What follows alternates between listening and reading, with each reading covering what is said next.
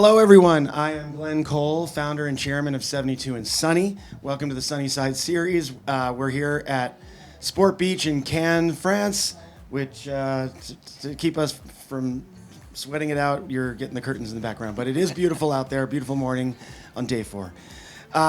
We are celebrating the intersection of sport, culture, and fandom here at Sport Beach and here in the content studio. Therefore, I am very excited to say that I am joining Michele Smith, a 2-time Olympian, 8-time Japan League champion, I believe one of the first women to go pro in softball. Sorry, I should clarify that, but you all should know. And Hall of Famer, Michele Smith. And I'm also joined by another Hall of Famer, journalist and sports commentator and all-around great human being, Holly Rowe. I'm so happy to have you guys here today. We are going to talk about softball, which is having a moment. Hopefully it'll be momentum, and let's get into it. Awesome. I love it because we've seen a lot of other sports at Sport Beach, but I don't know if we've hit softball much yet. So we're excited it's growing so fast. We're excited that you're including us and you want to talk softball. So That's right. Giddy up. So good. That's professional. That's media Yes. training. Yeah, that's Yes. right. Giddy up. Well, I haven't watched a lot of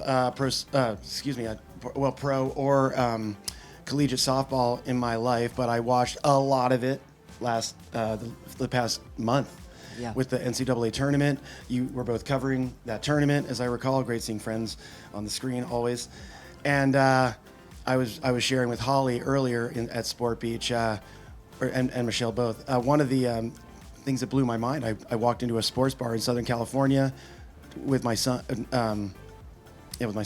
to watch I think Game 3 of the playoffs, the NBA playoffs. Yeah. And none of the TVs were playing that. They were all playing, I think, Game 2. Yes. You know? And he even said, so what are they doing? I'm like, I think they're watching Game 2 of the softball. He goes, it's not on yet? I'm like, no, I think it's second quarter, the other game. Let's watch this. And then, Oh my gosh. Incredible. That's awesome. It is incredible. and he was really into it. So let's start with, I'll let you guys kind of pick what you would like to, who would like to answer first. But what has changed about the visibility of the sport? I mean, you guys have been calling it for a long time. It's been visible to you. But what is it about the visibility? Why are we all seeing it now? Mm-hmm. Well, I think that people have suddenly really learned that women's team sports are fun to watch, right? And I don't know if it was the Caitlin Clark effect that then has bled over into other sports, but women's team sports are compelling. They're passionate. There's just great athletes. And the women are athletic. They're beautiful. They're skilled. And so I think it's intriguing, especially a sport like softball where we pitch underhand. A lot of people can't relate to that. We know Major League Baseball and we know throwing overhand, but you see the pitcher throw the ball 70, 74 miles an hour underhand, and people are like blown away by that, like holy cow. So I think that's part of it. And then I think NIL, I think the exposure of the different networks, all of that has come together to make a really big difference in women's sports, but specifically softball. I think it's like if you watch one game, you'll get hooked. It's one of those things like just come to one game with us and you'll be hooked. And we're seeing that over and over. So we just worked a game earlier this month that outrated Yankees Mets baseball. Like, I want you to really wrap your head around that. So softball game in college softball outrated the New York Yankees and the New York Mets, a huge rivalry series. So to me, it just shows that if you put it on a good platform, and I think ESPN and ABC and the SEC network have done a good job with this, among others, it's accessible. People say you stumble on it in a bar. That never used to happen. That really never used to happen. And so what I'm finding with women's sports is if we build it, they will come. If you put it on a platform where people can access it, people show up and watch it. I'm going to go script for a second. For the two of you have just been part of the fabric of it for so long. I mean, I know you were excited because we were texting about it from the broadcast, marveling at the viewership, but what are the reactions like to the folks who are in the middle of it? Well, they love it. I mean, obviously the athletes, the universities, the conferences, everybody who is a stakeholder in it is just, finally people are paying attention. We had a great product for 30 years, right? And it really started with the growth and being in the 96 Olympics. And then right after that, the SEC really did a great job of expanding the sport, and then the SEC network. And so the growth has just been from the grassroots level up. Now what we're doing a good job is showing the collegiate level, but that's not our best level of play. Our best level of play is the Olympic level, is the major league or a professional level. Those are the areas we need to continue to grow. Well, I think it's exciting because I remember doing an interview with Mike Slive, who was for many years the most powerful man in sports, the SEC commissioner, who sadly we lost. But he's the first person that took football money and said, we're going to be good in softball. Like what we're earning in football, we're going to invest it in softball. So we've seen the SEC build new stadiums, hire high-profile coaches. I still remember the day that Tennessee softball got the first athlete to recruit there from California. And the reason she went there was because Pat Summitt recruited her. So this is all really new in the last 20 years in the SEC, but it's because someone decided the investment was important, and that's why it's growing so fast. What other investment changes are you seeing? Well, okay, so you've all heard of the $1 million player. Right. This was huge for our sport because Nigel Kennedy was going to Stanford. Lifelong dream. Stanford's a great place to go. I wish I could go to Stanford. She left. Stanford, except Holly Rowe.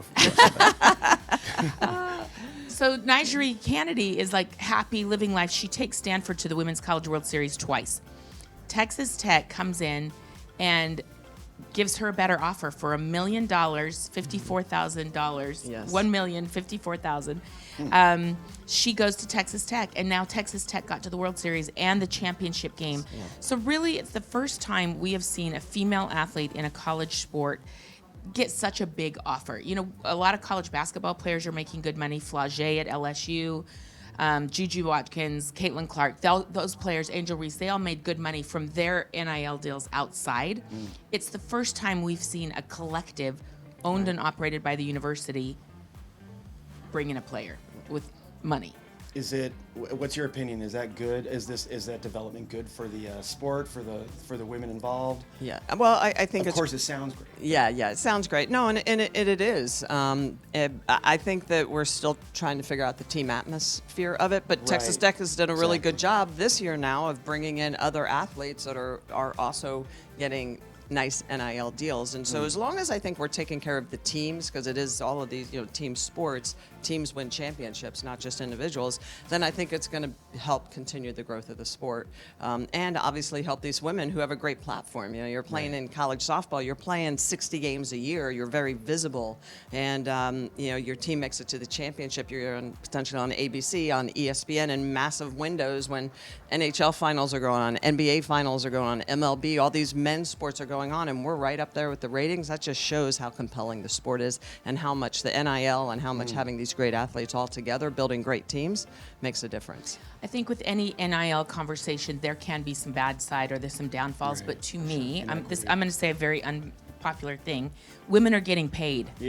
So I'm all for it. I don't care about the downside. I don't care about the downside. These women are getting paid because women have been so good for so long with no avenue to get paid professionally. So I'll give you an example. A really famous softball coach, Patrick Murphy for Alabama, they've been good forever. He's run one of the best programs. He had an outfielder named Haley McClenny, and she's been on Team USA. She's played in 2 different Olympics.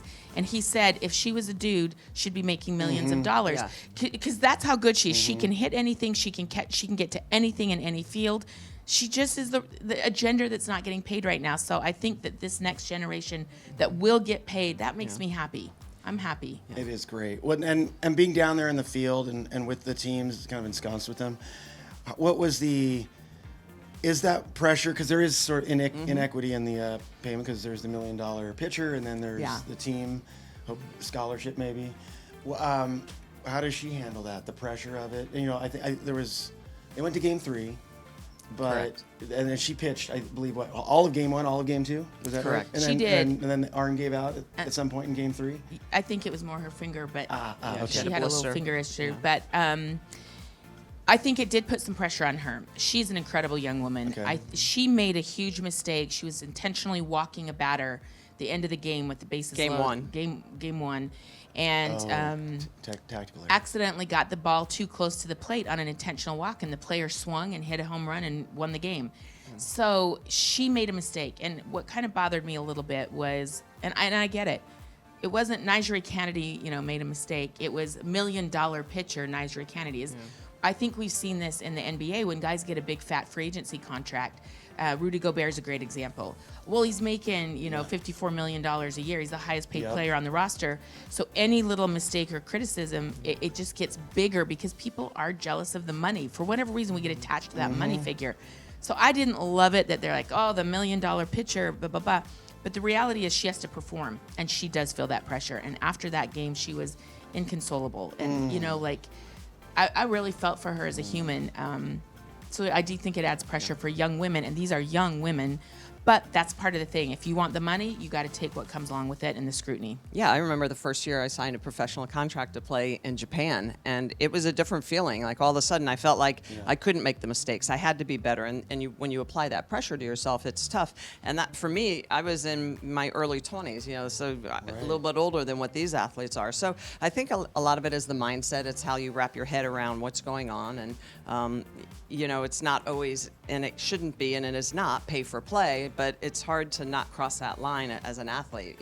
When you're paid $54 million as an NBA player, the people on the outside think, well, you're not allowed to miss that shot. Yeah. You're getting paid so much money. Yeah. You Welcome have to to the be bigs. perfect. Right. Exactly. You have And to. now this is the bigs. Yeah. Right. And this And is now the they're big. 18. Yes. But they're younger, Right. right? Right, Is- exactly. Is the mental health aspect, Rudy I can't Gobert's a even manage grown my man. finances without stress. 55.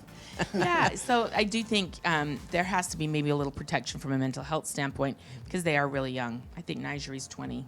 Yeah. Do you see any, just to build on that, do you see any programs being developed or discussed to support these young people as they come into basically a pro sport now, which has that shift in expectations? Obviously, when you're the scholarship athlete or just the star, like you were also at Oklahoma State, there's pressure also to perform. Yeah. Like, look, we recruited you. Yeah. There was investment, just nobody's saying a number. Right. But now there is that number that comes with the expectations, and the American and international sport culture is like, well, hey, I know the number.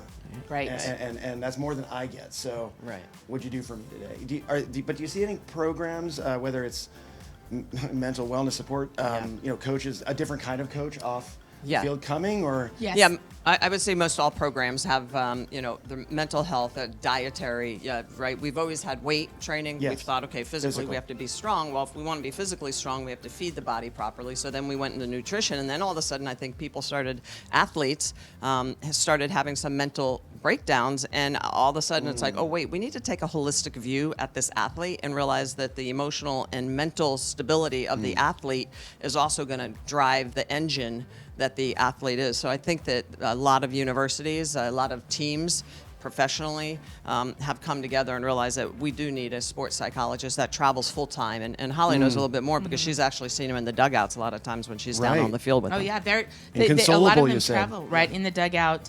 I'll give you a great example this year from NCAA basketball. Paige Beckers of UConn. She'd been out for 2 years with injury. This is her final season. She's never won a championship. The pressure on that young woman was enormous. And she started working with mental performance coach Brett Ledbetter, who has worked with other really high-profile athletes. And he would tell her this mantra over and over: all I have to worry about is give my team what they need from me. When they need it, be ready to give it to my team. And so not like, I have to do this, I have to be great, give it to my team. And so she performed great and had a really, I would say, a really strong mental performance this year in NCAA tournament to win her first national championship, because she had conditioned herself not to be me, it was we, and that took some of the edge off. I want to talk about how brands are seeing this sport property that is professionalized, called property, and seems like there could be an opportunity in that space, at least with mental wellness oriented huge. brands. Yes. Because again, as a 22-year-old, it's hard. 18-year-old, you're just trying to figure out how to not have your phone rule your life. So, and now you got to deal with $1 million and Yeah. what things say about people. No, say. it's a huge thing. I'll just real quick tell you a story. When I first started to pitch, and I didn't start to pitch till late, it was a sophomore in high school. My Rub it dad, in. Michelle, you're killing us. but my dad said to me, he said, Michelle, one thing I want you to understand in baseball and softball is that the team has a record, but the only other player on the field that has a record is the pitcher. So if you can't take the pressure of taking a loss, then you don't need to be, pitching. My dad he made me pretty mentally strong. I mean, he was able to push my buttons to know that what would throw me forward, but also the responsibility of, hey, you're going to take the win, but guess what? You also take the loss when things don't go well. Right. So. You know, I think from a brand perspective, what I'm seeing right now, so let's use Nigeria Kennedy again in softball as an example. Adidas has stepped up and given her a big deal. So Adidas is involved in this space. Montana Fouts. Yes. Montana Fouts, now she's on the U.S. Olympic team pool, will be on the team possibly in 2028. When she was in college, she had like maybe 5 or 6 different brands, smaller brands, local brands. Okay. But now we're seeing the national big brands come in for women's softball. That's new. That is amazing. Yeah. That's so gratifying because it is validating. It's authenticating when you see the big logos. I know the sport apparel brands come in first usually. Yeah. These other ones. Yeah, and the other thing is because they get a return on their investment. So if you really think about that, do I want to give another New York Yankee more millions of dollars? He's getting a lot of money already. For the same rating or a better TV rating, so my exposure is the same, why not give it to a young woman in college?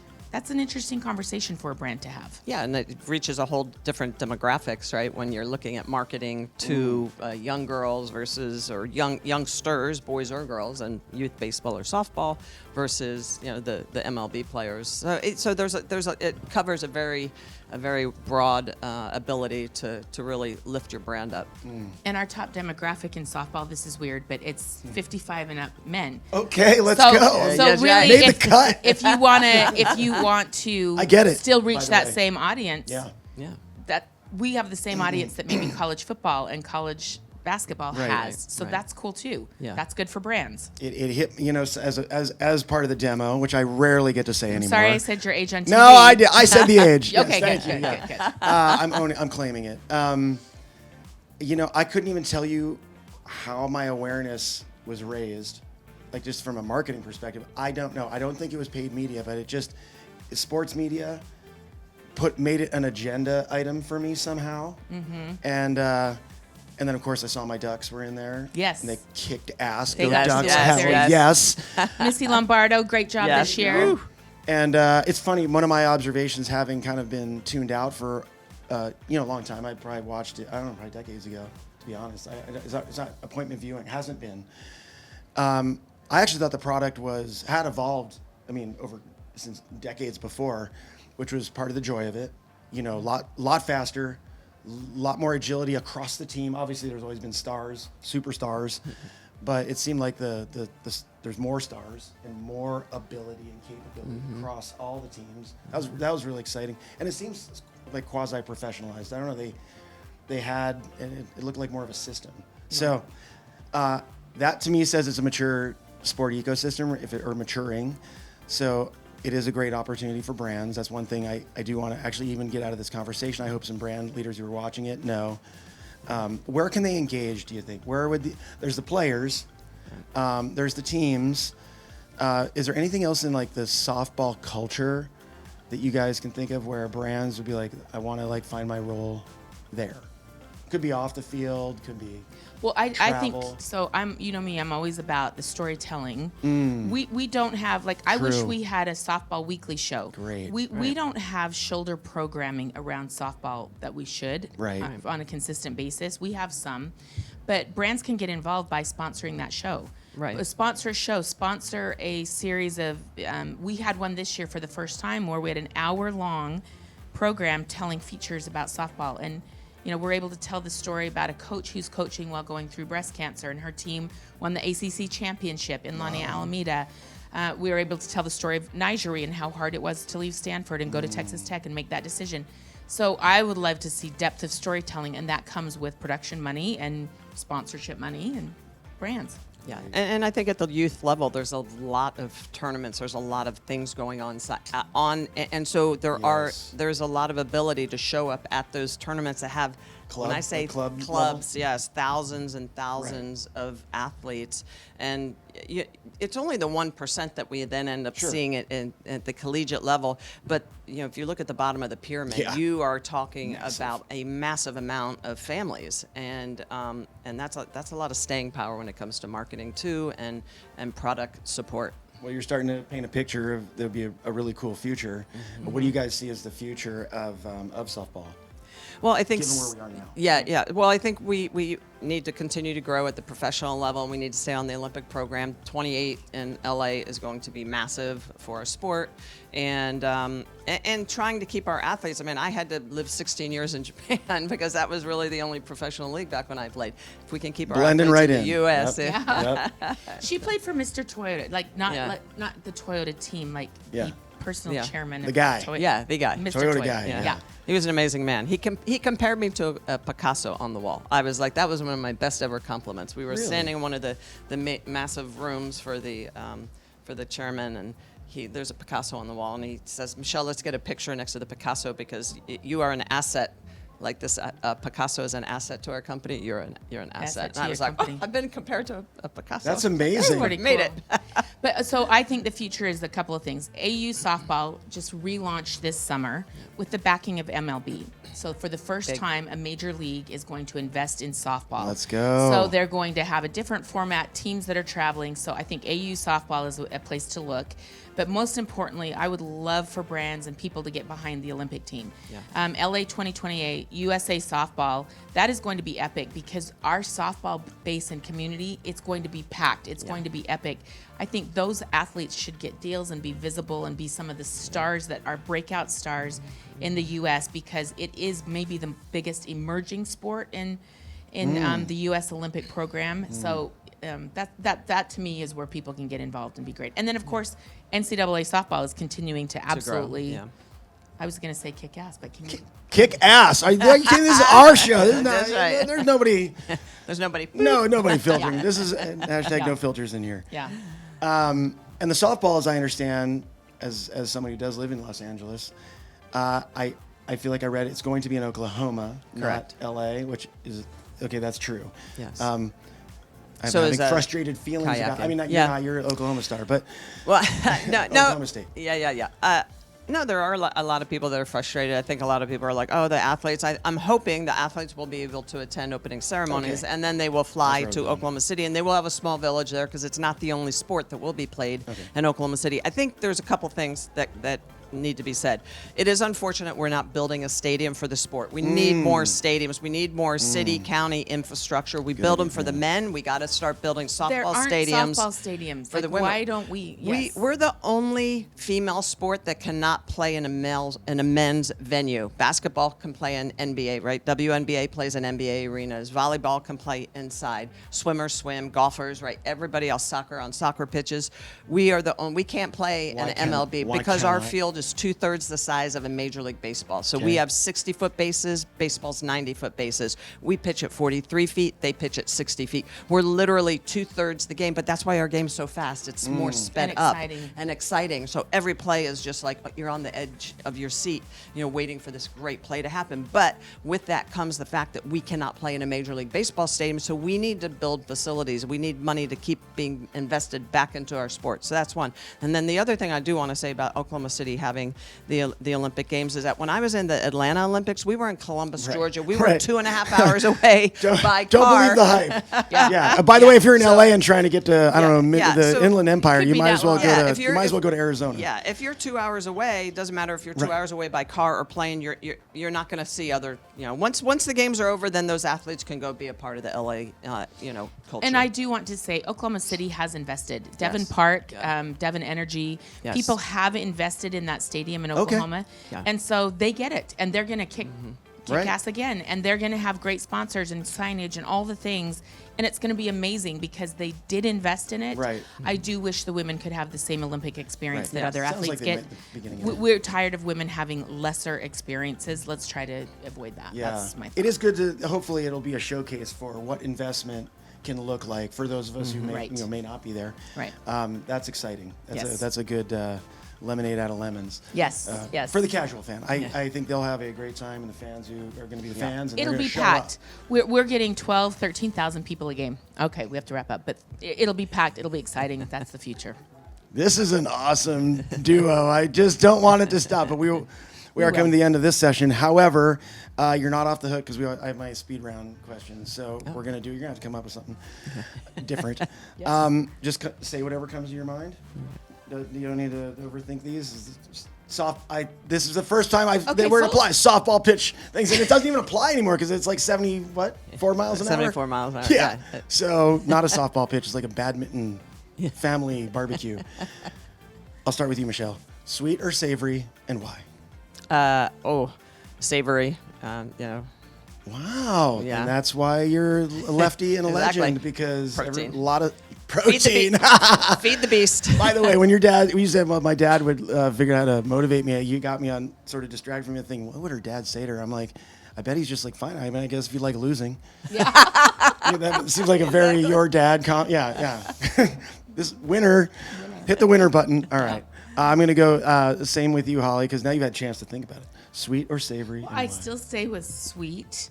I'm great trying duo. to get off sugar, but I'm addicted. It's full disclosure. Honesty, part of your personal brand. Yeah. Appreciate it. Okay. If you could have dinner with one person, dead or alive, who would it be and why? Oof. Wow. Oh, that's a hard one. Honestly, okay, right now I'm just going to Sandy Koufax, and he's still alive. Left-handed pitcher, number 32. Pitching is the art of instilling fear. I wore that, or I put that quote up. That was one of my favorite quotes from him. I put it up on my door. So every day I would walk in and out, I would see that. Pitching is the art of instilling fear. Badass. Yeah, badass. You can have a dinner. Sandy Talk to Koufax. me about that phrase. Where were you when you came up with it? That's cool. I had a chance to think of my question. I didn't say a woman in my last time, and I should have. Here we go. If So you could have Babe dinner. Diedrichson, she was the greatest Great answer. female athlete, back in the day, golfer, track athlete, heptathlete. I was always really intrigued with her as a kid. So Babe Diedrichson. Oh, that's a great answer. Perfect answers. Both of them were great. All right. Thank you. Last question for you. What the people want to know, Michelle? What is your go-to hype song when you need to go out and perform? Could be softball. Could be taking out your relatives in a game of softball. It could just be getting ready for calling a game. I don't know that I had a specific song, but I would listen to a lot of Lenny Kravitz, to get like. Rah, You to mean when get, you were like, in your rah. competition days? And those are my competition How about days. today? Today I'm. What'd you do to get hyped for this morning? Like, I might be a little swifty at times. Okay. And, yeah, we got people dancing in the background in the studio here. I tend to listen to a lot of I was different things. there. I was there. There you go. That's hysterical. Great Holly. answer. Holly, go-to hype track. Well, right now, Kendrick Lamar. They not Any like us. particular song? They not like They us. not. Yes, They not yeah. like Yeah. us. We have the same hype song. Let's go. At least right now. At least right now. That's just like I must get out of my chair and go crush somebody in something. Yes. Whatever we're doing. Do it, Mike. Mic drop. All right. That is a wrap on our Sunnyside series session with the great Michelle Smith and the great Holly Rowe. Thank you so much for joining us here at Sport Beach. This has been very energizing. Thank you guys for making Thank you. the time. Catch all the action and this conversation on the Sport 72 and Sunny social channels, the Sport Beach social channels, and their social channels. Make sure you follow them.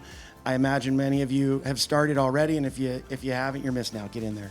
Thank you for being here, you guys. Thank Thank you. you. All right, appreciate it.